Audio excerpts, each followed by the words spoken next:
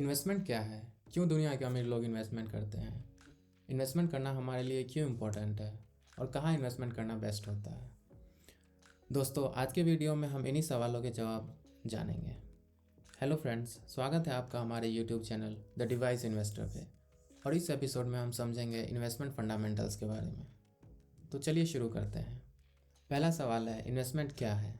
तो आसान भाषा में समझें तो इन्वेस्टमेंट का मतलब अपने पैसों को ऐसी जगह पर लगाना जिससे आपको फ्यूचर में अपने लगाए हुए पैसों से ज़्यादा पैसे मिले। चलिए हम एक एग्जांपल से समझते हैं। आपने एक घर खरीदी और हम एज्यूम करते हैं कि घर की कीमत 1 लाख है। अब आपने नेक्स्ट ईयर इस घर को 1.6 लाख में बेच दिया। लो, हो गया ना आप इन्वेस्टर। और इस इन्वेस्टमेंट से आपने 60,000 का प्रॉफिट किया। क्या आप बता सकते हैं आपने अपने इस इन्वेस्टमेंट से कितने परसेंटेज का रिटर्न बनाया?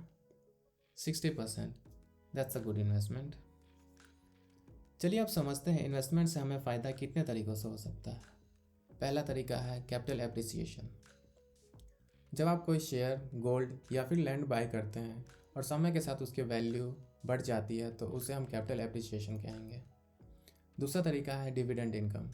जब आप शेयर मार्केट में शेयर्स खरीदते हैं तो आप उस कंपनी के शेयर होल्डर या पार्टनर हो जाते हैं और वो कंपनी अपने प्रॉफिट का कुछ हिस्सा आपको देती है और इसे ही हम डिविडेंड कहते हैं।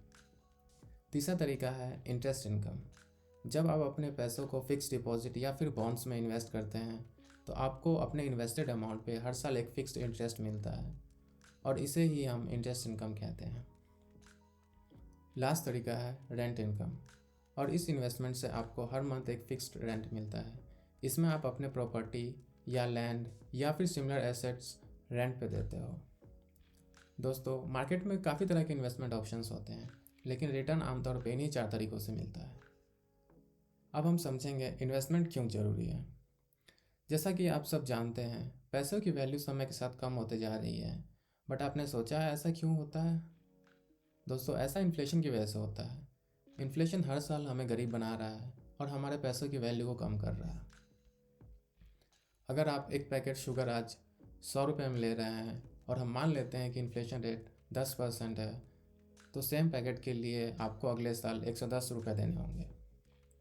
चलिए इन्फ्लेशन के साइड इफ़ेक्ट को एक ग्राफ की मदद से समझते हैं। अगर आप ये ग्राफ देखें तो आप देख सकते हैं 2010 से 2023 तक एवरेज इन्फ्लेशन रेट 5.5% है। इसका मतलब हर साल चीज़ें 5 से 6% महंगी हो रही है। अगर आप इस इन्फ्लेशन के इम्पैक्ट को समझें तो 2010 में 100 रुपये की वैल्यू आज बस 43 रुपीज़ रह गई है। और अगर आपने ये 100 रुपये इन्वेस्ट कर दिया होता और हम मान लेते हैं इस इन्वेस्टमेंट पे हर साल 8% का इंटरेस्ट रेट मिलता, तो आज इसकी वैल्यू 277 रुपीज़ हो गई होती, जो लगभग 3 गुना हुआ। दोस्तों, इन्वेस्टमेंट हम अपने पैसों को ग्रो करने के लिए करते हैं और इसके साथ ही अपने रिटायरमेंट प्लानिंग, साइड इनकम या फिर अपने गोल्स को पूरा करने के लिए भी करते हैं। अब हम आ गए हैं अपने आखिरी सवाल पे, कहाँ इन्वेस्ट करना बेस्ट होता है।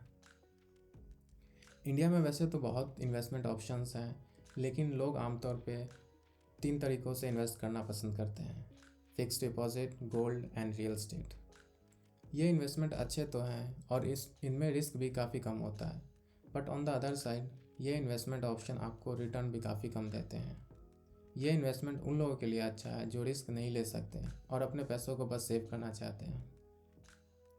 बट अगर आप यंग हो, आप रिस्क ले सकते हो और आप अपने पैसों को ग्रो करना चाहते हो, तो शेयर मार्केट आपके लिए अच्छा ऑप्शन हो सकता है। शेयर मार्केट में आप 2 तरीक़ों से इन्वेस्ट कर सकते हो: म्यूचुअल फंड और स्टॉक इन्वेस्टमेंट। इसके अलावा और भी इन्वेस्टमेंट ऑप्शंस होते हैं, जैसे कि बॉन्ड्स। आप ये समझें कि बॉन्ड्स फिक्स डिपॉजिट के जैसे ही हैं, बस ये स्टॉक एक्सचेंज पर ट्रेड होते हैं और इनमें फिक्स डिपॉजिट से ज़्यादा इंटरेस्ट रेट मिलता है। दूसरा ऑप्शन क्रिप्टो करेंसी है। ये डिजिटल करेंसी होते हैं जिनकी सप्लाई लिमिटेड है और इसलिए जब इनकी डिमांड ज़्यादा होती है तो इनका प्राइस बढ़ता है। ये इन्वेस्टमेंट ऑप्शन काफ़ी वोलेटाइल और रिस्की होता है। दोस्तों, क्या आपको पता है इन सारे इन्वेस्टमेंट ऑप्शंस में सबसे बेस्ट ऑप्शन कौन सा है? ये आपके इनकम, एज या फिर और रिस्क प्रोफाइल पर डिपेंड करता है, लेकिन हम हिस्टोरिकल डेटा से समझने की कोशिश करते हैं कौन सा इन्वेस्टमेंट ऑप्शन अच्छा है और हमें लॉन्ग टर्म में सबसे ज़्यादा रिटर्न दे सकता है। अगर आपने 2003 में 1 लाख गोल्ड में इन्वेस्ट किया होता तो आज उसकी वैल्यू 8.6 लाख होती। सिमिलरली अगर आपने 2003 में 1 लाख रियल एस्टेट में इन्वेस्ट किया होता तो आज उसकी वैल्यू 3.2 लाख होती। और अगर आपने ये 1 लाख शेयर मार्केट में इन्वेस्ट किया होता तो आज उसकी वैल्यू 19,50,000 होती। यहाँ शेयर मार्केट से मेरा मतलब सेंसेक्स से है, जो कि एक शेयर मार्केट का इंडेक्स होता है। अगर आप ये तीनों इन्वेस्टमेंट ऑप्शन को कंपेयर करें तो आप देख सकते हैं कि शेयर मार्केट हमें सबसे अच्छा रिटर्न दे रहा है और इसलिए लोग शेयर मार्केट में इन्वेस्ट करना भी पसंद कर रहे हैं। जैसा कि आप इस ग्राफ में देख सकते हैं, अप्रैल 2022 से हर महीने नए डीमैट अकाउंट खुल रहे हैं और नए लोग शेयर मार्केट से जुड़ रहे हैं। डीमैट अकाउंट आपके बैंक अकाउंट जैसा ही होता है, लेकिन उनमें आपके शेयर्स होते हैं। दोस्तों, शेयर मार्केट में इन्वेस्ट करना बिल्कुल आसान है। हमें बस कुछ अच्छी कंपनीज के शेयर्स को बाय करना होता है और जैसे जैसे कंपनी प्रॉफिट अर्न करती है हमें उस प्रॉफिट का एक हिस्सा मिलता है। हम अगले एपिसोड में शेयर मार्केट के बारे में समझेंगे। क्या आपको पता है, अगर आपने 1980 में विप्रो के शेयर में 1 लाख इन्वेस्ट किया होता तो 2019 तक उसकी वैल्यू क्या होती? क्या आप गैस कर सकते हो? 50 करोड़? जी नहीं। 100 करोड़? नहीं। 1000 करोड़? जी नहीं। 5000 करोड़? जी हाँ दोस्तों, 5000 करोड़। और शेयर मार्केट में ऐसी काफ़ी कंपनियां हैं जो आपको ऐसा ही या फिर इससे अच्छा रिटर्न दे सकती है। आपको बस इन्वेस्टेड रहना होता है। दोस्तों, आपने इन्वेस्टमेंट के बारे में तो समझ लिया, लेकिन आपको इन्वेस्टमेंट से जुड़ा रिस्क भी समझना चाहिए। इसमें मेनली 3 कैटेगरीज आती हैं। पहला कैटेगरी है low risk and low return. इस कैटेगरी में फिक्स्ड डिपॉजिट और बॉन्ड्स आते हैं। इनमें रिस्क और रिटर्न दोनों कम होता है। यह इन्वेस्टमेंट ऑप्शन उन लोगों के लिए अच्छा है जो रिस्क नहीं ले सकते हैं और अपने पैसों को बस सेव करना चाहते हैं। दूसरा कैटेगरी है moderate risk and moderate return. इस कैटेगरी में रियल एस्टेट, म्यूचुअल फंड और गोल्ड आता है।